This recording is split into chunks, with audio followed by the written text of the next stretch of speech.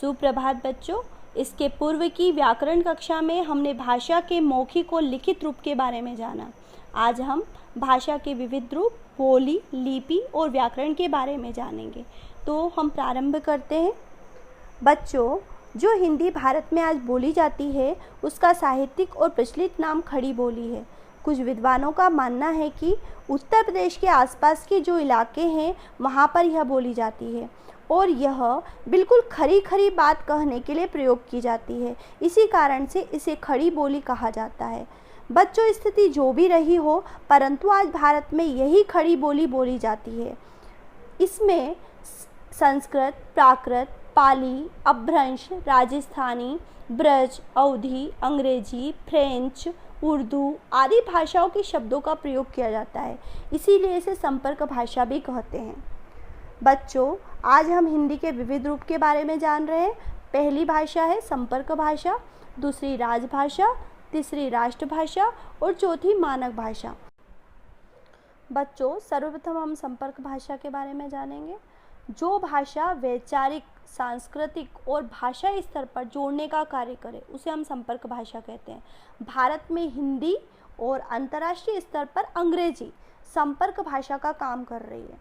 भारत में अलग अलग भाषाभाषी प्रांतों के लोग जिस भाषा में एक दूसरे से विचारों का आदान प्रदान करते हैं वह भी संपर्क भाषा कहलाती है। राष्ट्रभाषा, किसी भी राष्ट्र के अधिक से अधिक नागरिक अपने दैनिक कामकाज में जिस भाषा का प्रयोग करते हैं वह राष्ट्रभाषा कहलाती है। हमारे भारत की राष्ट्रभाषा हिंदी कही जा सकती है। इसके निम्नलिखित कारण हैं। भारत की सभी भाषाओं में हिंदी सर्वाधिक बोली और समझी जाने वाली भाषा है। दूसरा कारण है, भारत की कुल जनसंख्या के लगभग 60% लोग इस भाषा को समझते भी हैं, बोलते भी हैं और लिख भी लेते हैं। अब हम मानक भाषा समझेंगे। भारत एक विशाल देश है, विभिन्नता में एकता ही इसकी विशेषता है और यहाँ पर भाषाओं की विविधता देखने को मिलती है। इसी कारण से भाषाविदों अर्थात भाषा के जो विद्वान हैं उन लोगों ने भाषा के जिस रूप को मान्यता दी है वह मानक भाषा कहलाती है। मानक भाषा जो व्याकरण के नियमों पर पूर्णतया आधारित हो, इसका प्रयोग साहित्यिक ग्रंथों, पत्र पत्रिकाओं में भी किया गया हो और केंद्रीय हिंदी निर्देशालय ने 60 के दशक में हिंदी के मानकीकरण के लिए अथक प्रयास किया और कुछ परिवर्तन भी सुझाए। लिपि, किसी भी भाषा के लिखने की विधि को लिपि कहा जाता है।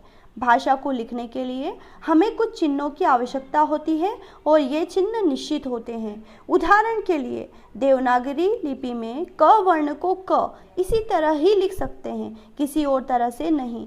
इस प्रकार से लिपि की परिभाषा हो कि भाषा विशेष में मौखिक ध्वनियों को लिखित रूप में प्रस्तुत करने के ढंग को लिपि कहते हैं। प्रत्येक भाषा की अपनी एक लिपि होती है। जैसे हिंदी भाषा की लिपि देवनागरी है, यह बाईं ओर से दाईं ओर लिखी जाती है। अधिकांश लिपियाँ बाईं से दाईं ओर लिखी जाती है। केवल उर्दू भाषा की लिपि फारसी दाईं ओर से बाईं ओर लिखी जाती है। कुछ प्रमुख भाषाओं की लिपियाँ इस प्रकार से है: हिंदी देवनागरी, संस्कृत देवनागरी, बांग्ला मराठी देवनागरी, पंजाबी गुरुमुखी, अंग्रेजी रोमन, यूरोपीय भाषाएं रोमन, उर्दू, फारसी, तमिल, ओडिया। अब हम बोली के बारे में जानेंगे। एक सीमित क्षेत्र में बोले जाने वाले स्थानीय रूप को बोली कहते हैं।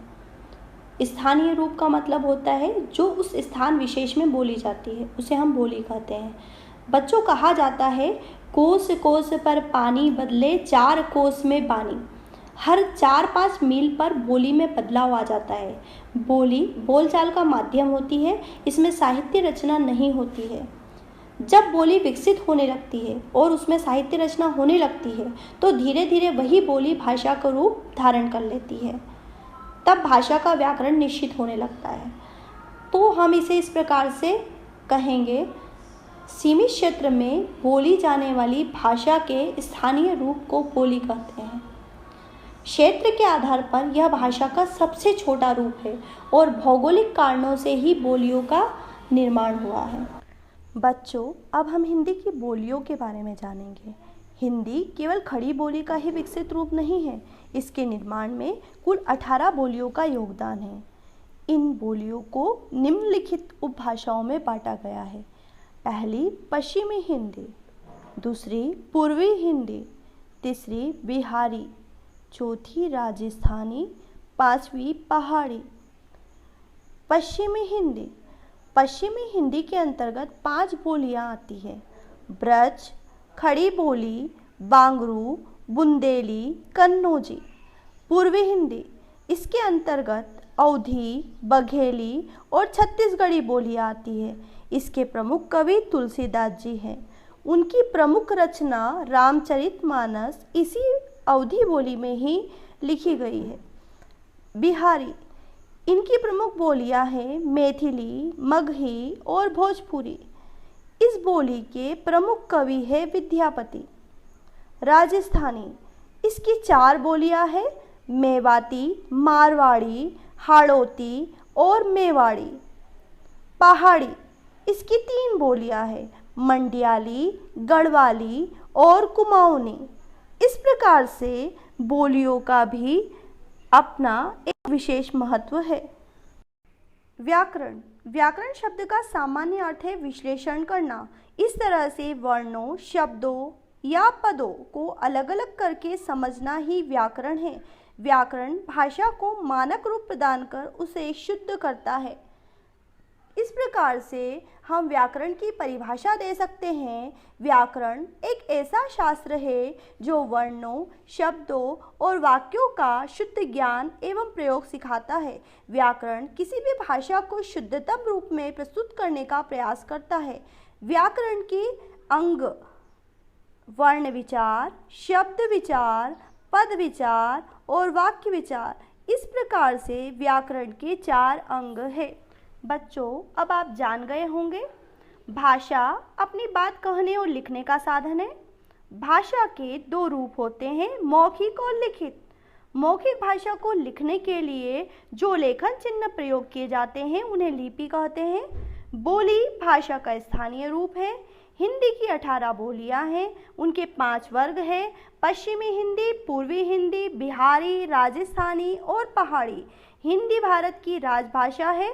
भारतवासियों के लिए आपसी संपर्क का माध्यम होने के कारण हिंदी संपर्क भाषा भी है और राष्ट्रभाषा भी है।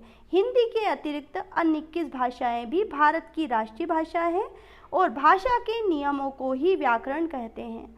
इस प्रकार बच्चों, हमने जाना भाषा के बारे में, बोली के बारे में, लिपि के बारे में और व्याकरण के बारे में। धन्यवाद।